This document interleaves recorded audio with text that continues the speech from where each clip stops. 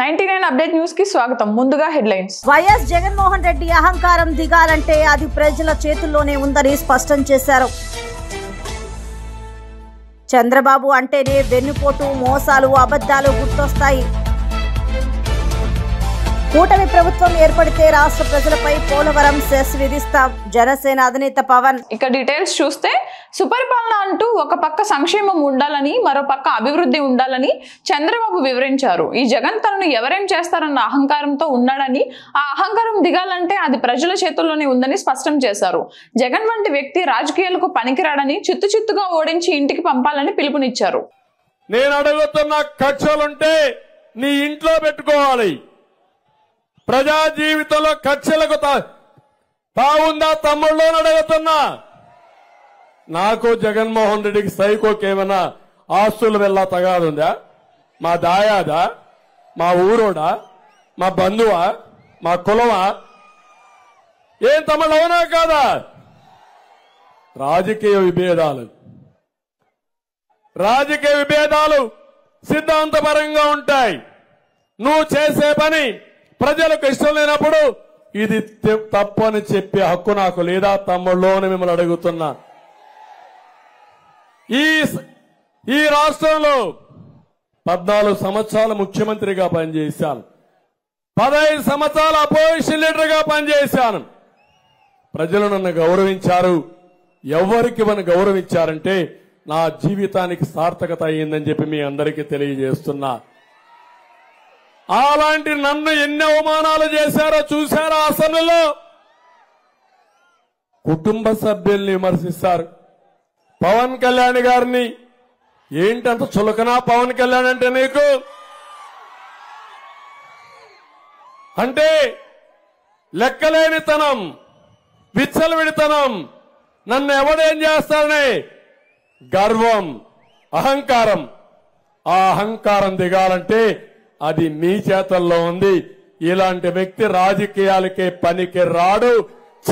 చిత్తుగా ఓడించి శాశ్వతంగా సెలవు ఇప్పించాలి. ఏదో మీరు అనుకుంటున్నారు నా కోసం చెప్తున్నానని. నాకేం ముఖ్యమంత్రి పదవి కావాలనా? నేను చూడనే పదవా ఇది? పవన్ కళ్యాణ్కి పదవి కావాలనా? సినిమాలో ఒక సినిమా యాక్ట్ చేసుకుంటే బ్రహ్మాండమైన డబ్బులు వస్తాయి. అడుగడుగు నిరాజనాలు పడతారు. అలాంటి వ్యక్తి వచ్చి ఊరూరింత కష్టపడాలనా? దేనికోసమే కష్టపడుతున్నాం? మీకోసరం. ఈ రాష్ట్రం గెలవాలి, నిలవాలి, ప్రజలు గెలవాలి, మీ భవిష్యత్తు బంగారు భవిష్యత్తు కావాలి, మీ పిల్లల జీవితాలు బాగుండాలనే ఆలోచనతో మేము కలిశామని చెప్పి నేను మీకు తెలియజేస్తున్నా. అందుకే నేను అడుగుతున్నా, ఈ ఆంధ్ర ప్యారిస్ రాష్ట్రానికి అందరికంటే తెలివైన ఉండే ప్రదేశం ఇది. మీ తెలివిని ఉపయోగించండి, చైతన్యవంతుల కండి. ఒకరు 10 మందికి చెప్పండి. ఇప్పుడు అడుగుతున్నా, మీ అందరి దగ్గర సెల్ ఫోన్లు ఉన్నాయి కదా, అందరూ 1 నిమిషం లైట్ ఆన్ చేయండి, టార్చ్ ఆన్ చేయండి. అందరూ లైట్లు ఆన్ చేయాలి. 1 నిమిషంలో అయిపోవాలి. అందరూ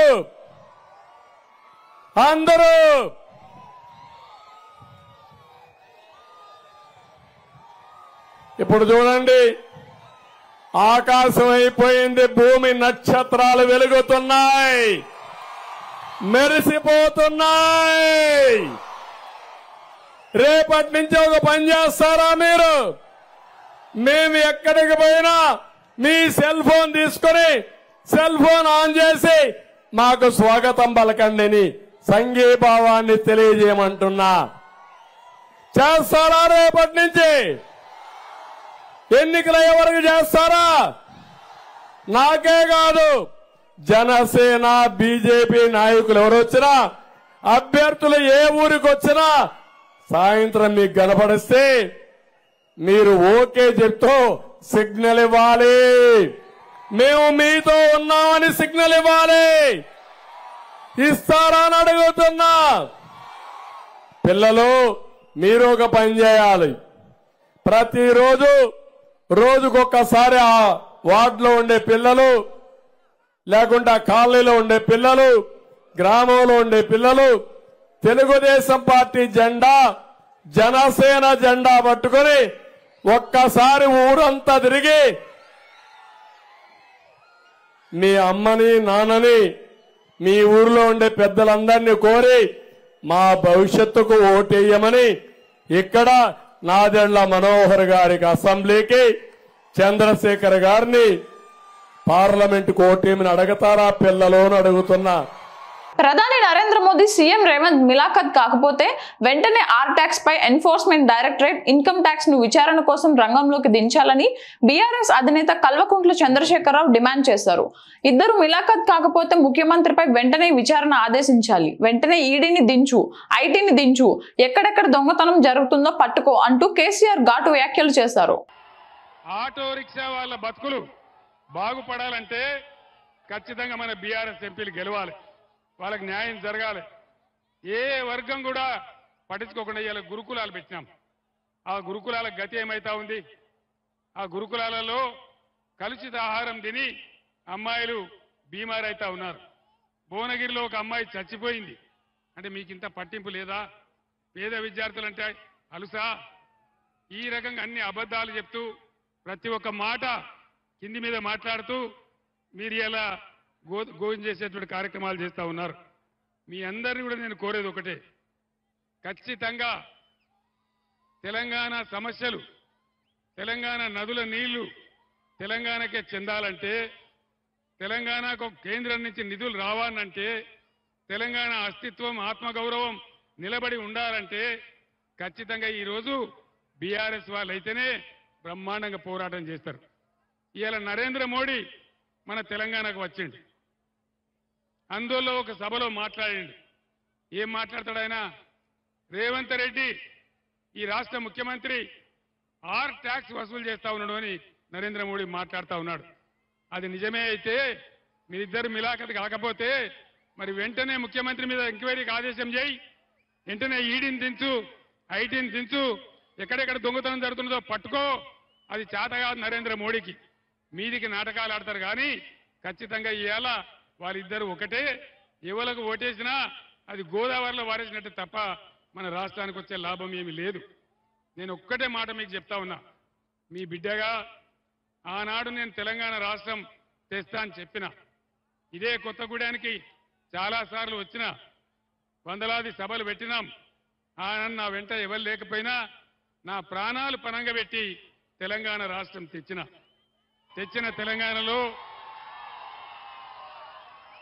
తెలంగాణలో కులం లేకుండా, మతం లేకుండా, ఏ వివక్ష లేకుండా అన్ని వర్గాల ప్రజలను పొట్టన పెట్టుకొని బ్రహ్మాండంగా తీసుకొని పోయినాం. శాంతి భద్రతలు అద్భుతంగా ఉండే. ఏ ఒక్కనాడు హిందువుల మధ్య ముస్లింల మధ్య కొట్లాటలు జరగలే, ఏ రకమైన అలజడి జరగలే. కానీ ఈరోజు మాట్లాడితే హిందూ ముస్లిం అని మాట్లాడుకుంటూ ప్రజలలో విద్వేషం నింపుకుంటూ ఘోరమైన కార్యక్రమాలు చేస్తూ ఉన్నారు. అందుకే నేను మిమ్మల్ని అందరినీ ప్రార్థించేది, దయచేసి ముఖ్యంగా యువకులు, విద్యావంతులు, మేధావులు నా మాటను మీరు చర్చ చేయండి. నేను చెప్పేది నిజమా కాదా, ఈ రాష్ట్రంలో ఏం జరుగుతూ ఉంది, ఈ రాష్ట్రాన్ని ఎవరు కాపాడాలి ఒకసారి ఆలోచించాలని కోరుతా ఉన్నా. तेलंगाना रियासत में जितने भी हमारे मुसलमान बुजुर्ग हैं और मुसलमान भाई बहनों को मैं सलाम करता हूं. మంగళగిరిలో చేనేతకు పూర్వ వైభవం తీసుకొచ్చేందుకు నారా లోకేష్ అహర్నిశలు కృషి చేస్తున్నారని బ్రాహ్మణి అన్నారు. పలు షాపుల్లో చేనేత వస్త్రాలను స్వయంగా పరిశీలించారు. అనంతరం మంగళగిరి పట్టు చీరలను కొనుగోలు చేశారు. ఎన్నికల తర్వాత లోకేష్ తో కలిసి మంగళగిరిలో పర్యటిస్తానని చెప్పారు.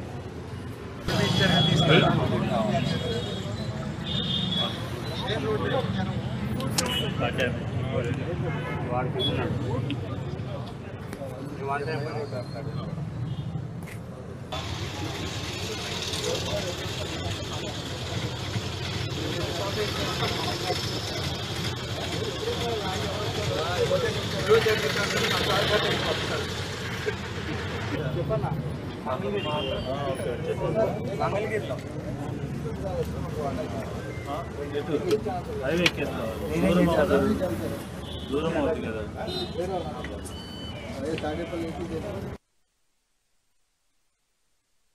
నిజాయితీ నేను చాలా మంది నాకు చాలా మంది నాకు 74 నేను 64 ఇయర్స్ అబోవ్ బిజినెస్. అవును కరెక్ట్.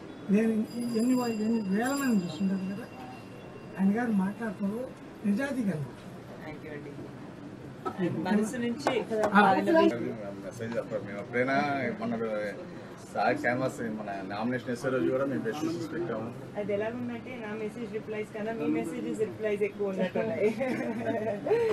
ఆయన బాగా బిజీ అయిపోయి ఇక్కడ మేము ఇక్కడ మౌత్ క్యాన్వాస్ ఎందుకంటే రోజు మన పబ్లిక్ వస్తారు. మాకు ఏరియా మొత్తం నాకు 43 రోజులు ప్రతి వాళ్ళు పేరు పెట్టుకుంటాను. అందరూ చాలా తెలుసు. నేను కూడా అయితే వాళ్ళు ఏం తెలిసి అమ్మ మొత్తం ఏరియా మొత్తం చాలా బాగుంది. రాజధాని ఎవరికి ఇప్పుడేమవుతుంది డబ్బులు తిరక్క ఇదైపోయి వాళ్ళు కూడా మేము కూడా అయితే మరి అన్ని కమ్యూనిటీలు కంప్లీట్ వచ్చిన వాళ్ళందరికీ మాకు బాగా పరిచయం ఉంటాం. ఇదివరకు మీకు ఇప్పుడు జానకి తిరుగుతుంది చూస్తారా, కమ్మిశెట్టి జానకి అని ఒక అమ్మాయి తిరుగుతుంది, మీ అమ్మ చూస్తుంది. ఆమె మా బంధువు. ఆ అమ్మాయి వెళ్ళినప్పుడు బీజేపీతో కలిసి పంచమర్తి అనురాధ గారు చేస్తారు.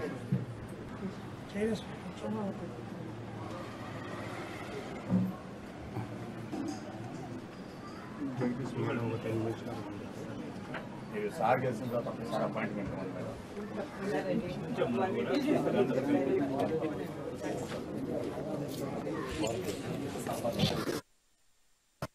టీడీపీ జనసేన బీజేపీ కూటమి ప్రభుత్వం ఏర్పడితే రాష్ట్ర ప్రజలపై పోలవరం సెస్ విధిస్తామని జనసేన అధినేత పవన్ కళ్యాణ్ ప్రకటించారు. 33,000 కోట్లను ప్రజల నుంచి వసూలు చేస్తామన్నారు.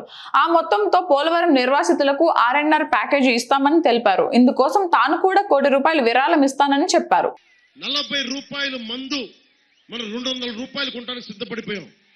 పోలవరం నిజంగా నిర్వాసితుల్ని బయటికి పడేయాలంటే అందరం కలిసి పైసా చొప్పులేసుకుంటే ఒక్క 6 నెలల్లో 33,000 కోట్లు తీసుకొచ్చి అందరినీ బయట పడేయగలం, అందరినీ బయట గట్టు మీద తీసుకురాగలం. ఆ బాధ్యత జనసేన ఎందుకు నాకు కరాటో రాంబాబు గారు చెప్పారు, ఈ బాధ్యత మీరు తీసుకోవాలి.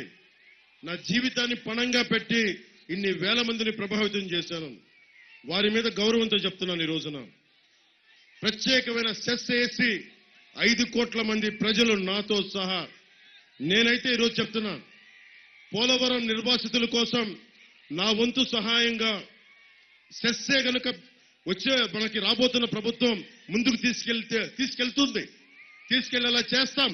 5 కోట్ల మందికి ఆయన పోలవరం కోసం ఆయన 110 ఎకరాలు ఎలా ఇచ్చేశారో, ఆయన కుటుంబం 110 ఎకరాలు ఎలా సమర్పించుకుందో నేను ఈరోజు చెప్తున్నా. నాకు ఏడుపు, మన కోసం నలిగిపోతున్నాం.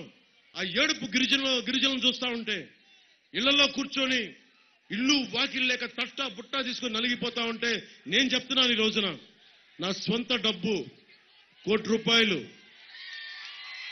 పోలవరం నిర్వాసితులకి ముందు నాతో మొదలు పెడుతున్నాను. 33,000 కోట్లలో 33,000 కోట్ల రూపాయలు కావాలి.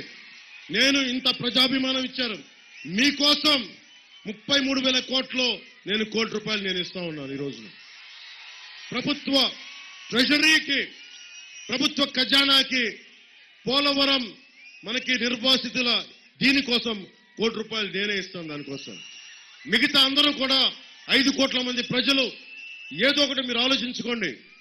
ఆ రోజుకి చంద్రబాబు గారితో చెప్తాను, అందరం కలిసి తలా నేను ₹1 కోటి ఇస్తే మీరు 5 పైసలు ఇవ్వండి, కుదిరితే పైసా ఇవ్వండి, చాలు, మొత్తం తీరిపోతాయి కష్టాలు.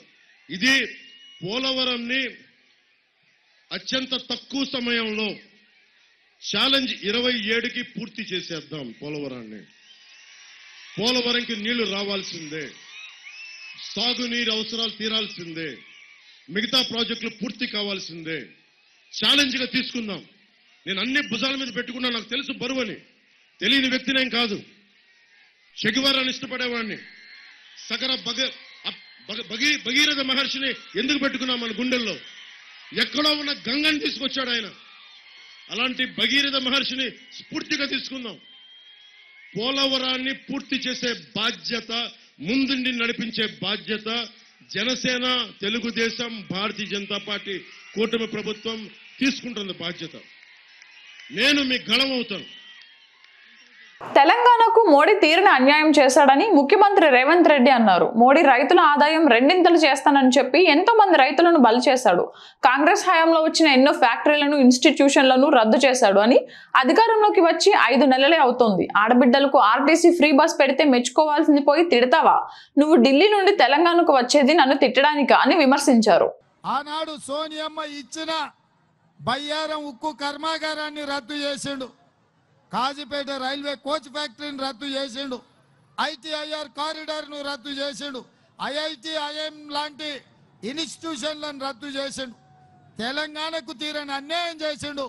ఇదే కాదు, నాగోల్ నుంచి ఎల్బీ నగర్, ఎల్బీ నగర్ నుంచి హయత్ నగర్, ఎల్బీ నగర్ నుంచి ఓవైసీ హాస్పిటల్, ఓవైసీ హాస్పిటల్ నుంచి చాంద్రాయన్ గుట్ట, చాంద్రాయన్ గుట్ట నుంచి P7 రోడ్, అక్కడి నుంచి ఎయిర్పోర్టుకు మెట్రో రైలు అడిగినాం. మనకు మెట్రో రైలు ఇయ్యలేదు. అదేవిధంగా చందానగర్ నుంచి BHL రామచంద్రాపురం వరకు అడిగినాం, మెట్రో రైలు ఇయ్యలేదు. హైటెక్ సిటీ నుంచి ఫైనాన్షియల్ డిస్ట్రిక్ట్ వరకు అడిగినాం, మెట్రో రైలు ఇయ్యలేదు. ఇవాళ ఓవైసీ హాస్పిటల్ నుంచి రాజేంద్రనగర్ అగ్రికల్చర్ యూనివర్సిటీ వరకు అడిగినాం, మనకు మెట్రో రైలు ఇయ్యలేదు. మన మూసీ రివర్ డెవలప్మెంట్ ఫ్రంట్, ముఖ్యంగా మన ముసరాంబాగ్, మన మలక్పేట్, మన ప్రాంతం సరూర్ నగర్, ఇక్కడి నుంచి వికారాబాద్లో పుట్టి నేరేడ్జర్ల, నల్గొండ జిల్లాలో ప్రవహించే మూసి మురికి కూపంగా తయారైంది. మా పెద్దలు కోమటిరెడ్డి వెంకటరెడ్డి గారు ప్రధానమంత్రిని 10 సార్లు కలిసిండు. మూసి మురికి నీళ్లతోటి మా నల్గొండ ప్రజలు చచ్చిపోతుండ్రు. మా మూసికి నిధులు ఇయ్యి, మా మూసి మురికిని తీయి అని అడిగినారు. కానీ అనా పైసా కూడా మూసికి ఇవ్వలేదు. మా నల్గొండ సోదరుల సమస్య పరిష్కరించలేదు.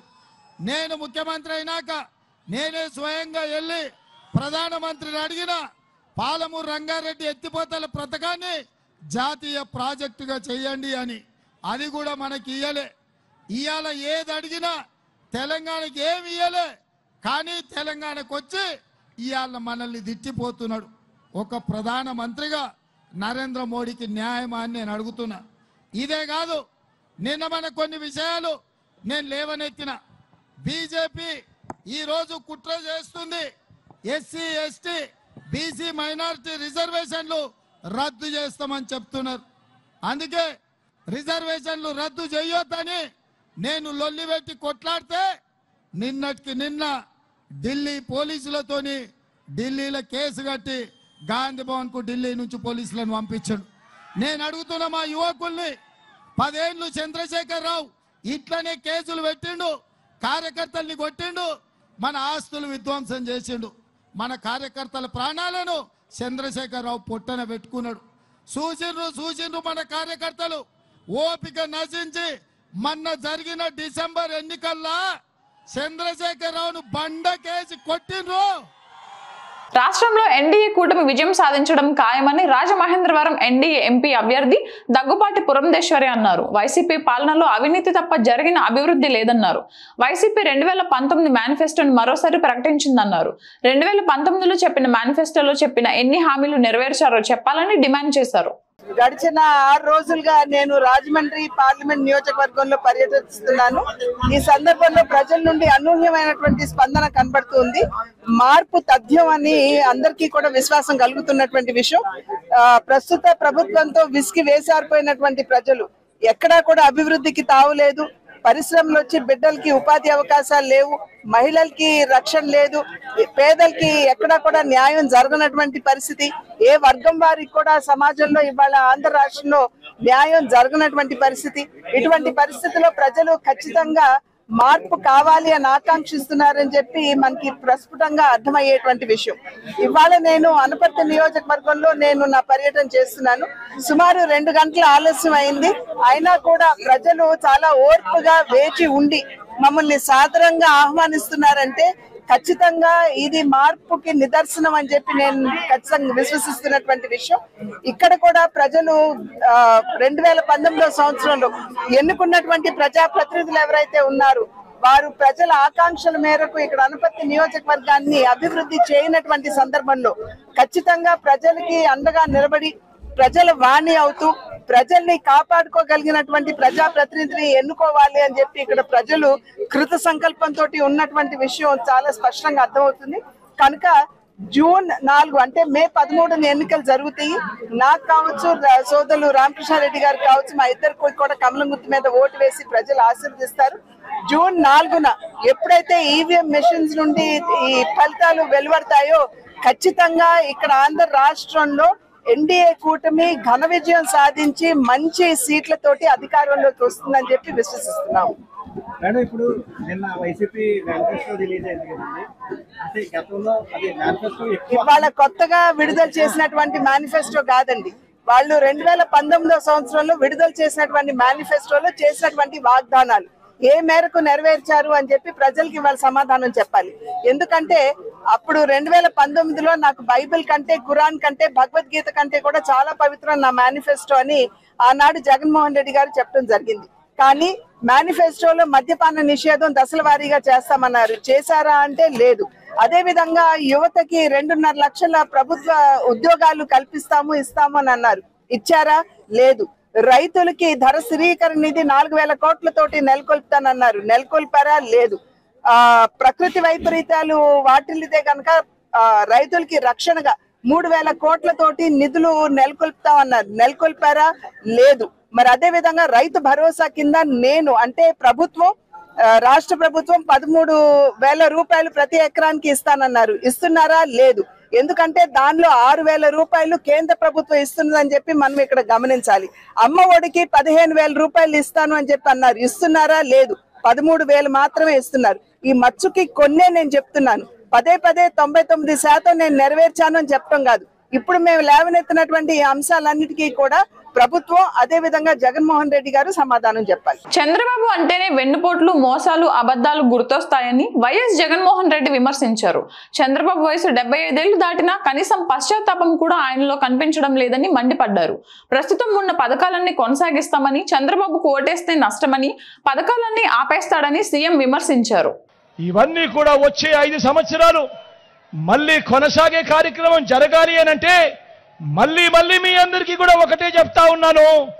ఈ ఎన్నికల్లో మీరు వేసే ఓటు కేవలం ఎమ్మెల్యేలను, ఎంపీలను ఎన్నుకునేందుకు వేసే ఓటు కాదే కాదు.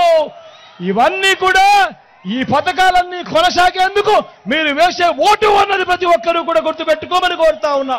ఇక చంద్రబాబు మేనిఫెస్టో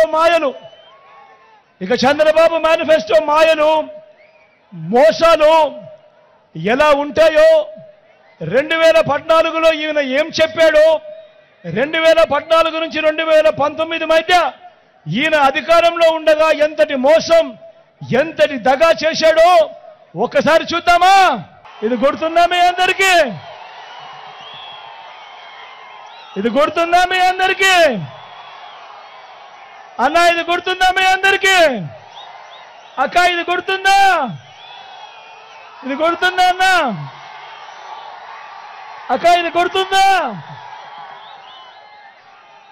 2014లో స్వయంగా చంద్రబాబు సంతకాలు పెట్టి కూటమిలో విన్న ముగ్గురి ఫోటోలు పెట్టి మీ ప్రతి ఇంటికి పంపించాడు. ఆయన సంతకం కూడా కనిపిస్తా ఉందా? పంపించి ఏమన్నాడు? ముఖ్యమైన హామీలు ఇవి. ఇప్పుడు ఎలా చెప్తా ఉన్నాడు? సూపర్ 6, సూపర్ 7 అని. అప్పుడు ముఖ్యమైన హామీలు అని చెప్పి ఇవన్నీ తాను సంతకం పెట్టి 3 ఫోటోలతో ఈ పాంఫ్లెట్ మీ ఇంటికి పంపించాడు. పంపించిన ఈ పాంఫ్లెట్లో నేను ఇవాళ ఆయన ఏం రాశాడో మీ అందరికీ నేను చదివి వినిపిస్తాను. ఇందులో ఏ ఒక్కటైనా జరిగిందా లేదా అన్నది మీరే చెప్పండి అని నేను మిమ్మల్ని అడుగుతా ఉన్నాను. ఏ ఒక్కటైనా ఇందులో జరిగిందా లేదా అని మిమ్మల్ని అడుగుతాను, మీరే చెప్పండి అని అడుగుతా ఉన్నాను. ముందుకు పోమంటారా? రైతు రుణమాఫీపై మొదటి సంతకం చేస్తానన్నాడు. 87,612 కోట్ల రూపాయలు వ్యవసాయ రుణాల మాఫీ జరిగిందా అని అడుగుతా ఉన్నాను మీ అందరితో కూడా. 2 చేతులు పైకెత్తాలి. ఇలా ఇలా ఇలా ఇలా ఇలా ఇలా ఇలా ఇలా ఇలా ఇలా ఇలా ఇలా ఇందులో చెప్పిన రెండో హామీ పొదుపు సంఘాల రుణాలు మొదటి సంతకంతోనే రద్దు చేస్తానన్నాడు. 14,205 కోట్ల రూపాయలు పొదుపు సంఘాల రుణాలు కనీసం 1 రూపాయి అయినా జరిగిందా అని అడుగుతా ఉన్నాను. ఆడబిడ్డ పుడితే మహాలక్ష్మి పథకం కింద 25,000 రూపాయలు బ్యాంకులో డిపాజిట్ చేస్తామన్నాడు. జరిగిందా అని అడుగుతా ఉన్నాను. 1 రూపాయి అయినా అని అడుగుతా ఉన్నాను. ఇంటింటికి ఒక ఉద్యోగం ఇవ్వలేకపోతే నెల 2,000 రూపాయలు నిరుద్యోగ భృతి ప్రతి నెల అన్నాడు. 5 సంవత్సరాలు అంటే 60 నెలలు ఇంటూ నెలకు 2,000 రూపాయలు అంటే 1,20,000 రూపాయలు మీలో ఏ ఒక్కరికైనా వచ్చిందా అని అడుగుతా ఉన్నాను. ఇంకా ముందుకు పోతే అర్హులైన వాళ్ళందరికీ 3 సెంట్ల స్థలం కట్టుకునేందుకు ఇల్లు అని చెప్పి రాశాడు. ఇందులో మిమ్మల్ని అందరినీ అడుగుతా ఉన్నా, మీలో ఏ ఒక్కరికైనా కూడా 1 సెంటు స్థలమైనా ఇచ్చాడా అని అడుగుతా ఉన్నాను మీ అందరితో కూడా. తప్పు చేస్తే అడిగే వాళ్ళని బెదిరించి ఆంధ్రప్రదేశ్ను జగన్ పరిపాలించారు. జనసేన ప్రధాన కార్యకర్త నాగబాబు ఆరోపించారు. కుల వృత్తుల వారు అడిగే సమస్యలు ఏవి చేయలేనివి కాదు అని వాటిని ప్రభుత్వం కావాలనే వెనక్కి నెట్టేసింది. తాము గెలిస్తే గానుల కులస్తుల గౌరవాన్ని పెంపొందిస్తామని నాగబాబు అన్నారు. మాకు ఇలా గానుగులో ఇలా నష్టం వస్తుందండి, మీరేం చేస్తున్నారు అని మీరు ఎవరన్నా ఓపెన్గా ఒక వీడియో పెట్టగలుగుతారండి? పెట్టగలరా? విమర్శిస్తా గవర్నమెంట్ని. ఒకవేళ పెడితే మిమ్మల్ని గమ్ముగా ఉండేస్తారా? ఖచ్చితంగా మీ మీద ఇవాళ సోషల్ మీడియా చాలా స్ట్రాంగ్ ఉంది. అలా జస్ట్ పట్టుకొని ఇతను ఏంటి, ఇతను పేరేంటి, ఎందుకంటే ఎక్కడికక్కడ వాలంటీర్గా వస్తుంది. వాడి చేతిలో మీ అందరి అడ్రస్లు ఉంటుంది, మీ అందరి యొక్క లైఫ్ వాడి చేతిలో ఉంటుంది. వాడేం చేయడు, పలానా సుబ్బారావు గారిని ఈ ఏరియా నుంచి మాట్లాడాడు, నేను నెక్స్ట్ సుబ్బారావు గారి మీద ఏదో ఒక కేసు లేకపోతే ఇష్యూ బనాయించి, అంటే నువ్వు నోరు మూసుకో, ఎక్కువ మాట్లాడు, కానీ మిగతా వాళ్ళందరికీ వార్నింగ్ ఇలాగ బెదిరించి ఆంధ్రప్రదేశ్ని పరిపాలిస్తున్నారు. ఈ కుల వృత్తుల వాళ్ళు చేసే అడిగేవి ఏమీ కూడా మన వల్ల కాదు అనేటువంటి సమస్య కాదు. సమస్యలు 2 రకాలు ఉంటాయి, సింపుల్ ప్రాబ్లమ్స్, కాంప్లెక్స్ ప్రాబ్లమ్స్. ఇప్పుడు కాంప్లెక్స్ ప్రాబ్లం అనుకోండి, సపోజ్ రిజర్వేషన్ అనుకోండి, అది కాంప్లెక్స్ ప్రాబ్లం. దాన్ని ఏదన్నా దాని మీద మనం ఆలోచించాలంటే చాలా లేయర్స్లో పనిచేయాలి. ఇప్పుడు మీరు అడిగింది 300 యూనిట్లు కరెంటు ఉచితం, ఇట్ ఈస్ పాసిబుల్. శాసనసభలో ఒక చట్టం తీసుకొచ్చి వీళ్ళకి ఇంతవరకు ఇవ్వాలి, లేదండి మేము 300 ఇవ్వలేమండి 250 ఇస్తాం, ఏదో ఒకటి ఇవ్వండి. అసలు ప్రయత్నమైనా జరగాలి కదా. అరే నువ్వు కనీసం పని అన్నా చేస్తున్నావా మా కోసం? ప్రయత్నం చేసావా నిజాయితీగా? ఎంతో కొంత ప్రయత్నం చేస్తే రాదా? ఏమండి మనకి రాష్ట్రమే కాదు సెంట్రల్ నుంచి కూడా బోల్డ్ అన్ని సదుపాయాలు, బోల్డ్ అన్ని అవకాశాలు ఉన్నాయి. అదేవిధంగా మీరు అడిగింది ఒక 1000 గజాల స్థలం మాకు ఇమ్మన్నారు. It is rightful demand. మాకు 10 ఎకరాలు ఏమని అడగక 1000 గజాల సైట్ ఏమని అడుగుతున్నారు. ఎస్సీ నిధులు లేవు, వాళ్ళ సప్లాన్ నిధులు లేవు, కాపు కార్పొరేషన్ నిధులు లేవు, బ్రాహ్మణ కార్పొరేషన్ నిధులు లేవు, ఫలానా కమ్యూనిటీకి సంబంధించిన కార్పొరేషన్ నిధులు ఉన్నాయా అంటే అన్నీ ఖాళీగానే తిరుగుతున్నాయి, ఏం పైసా లేదు. పిల్లలకి చదువు విదేశాలు చదివించుకోవటానికి కుదరదు. పోనీ ఏదన్నా చిన్న చిన్న వ్యాపారాలు చేసుకుంటే, అంటే ప్రజాస్వామ్యం అంటే ఏంటో కూడా తెలియనటువంటి దుర్మార్గపు వైసీపీలో ఉన్నారు. అలా నాయకుడు అంతకన్నా దుర్మార్గుడు. అతన్ని కనుక మనం మళ్ళీ ఇంకొక అవకాశం ఇచ్చామంటే మన పిల్లల జీవితాలతో సహా మనం నాశనం చేసుకున్నట్టే.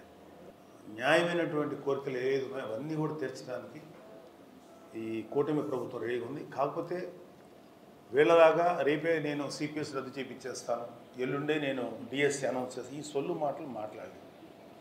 వీడు మాట్లాడతాడు, ఈ దుర్మార్గుడు మాట్లాడతాడు. ఎందుకంటే ఇవాళ రాష్ట్రం టోటల్గా జీరో అయిపోయింది. మళ్ళీ మనం 0 నుంచి స్టార్ట్ చేయాలి. Cigarette smoking is injurious to health. YCP government injurious to AP. ముగించే ముందు హెడ్లైన్స్ మరోసారి. వైఎస్ జగన్మోహన్ రెడ్డి అహంకారం దిగాలంటే అది ప్రజల చేతుల్లోనే ఉందని స్పష్టం చేశారు. చంద్రబాబు అంటేనే వెన్నుపోటు, మోసాలు, అబద్ధాలు గుర్తొస్తాయి. కూటమి ప్రభుత్వం ఏర్పడితే రాష్ట్ర ప్రజలపై పోలవరం సెస్ విధిస్తాం. జనసేన అధినేత పవన్. 99 అప్డేట్ న్యూస్ ఇంతటితో సమాప్తం. తిరిగి రేపటి బులెటిన్ లో మళ్ళీ కలుద్దాం. అంతవరకు సెలవు. నమస్కారం.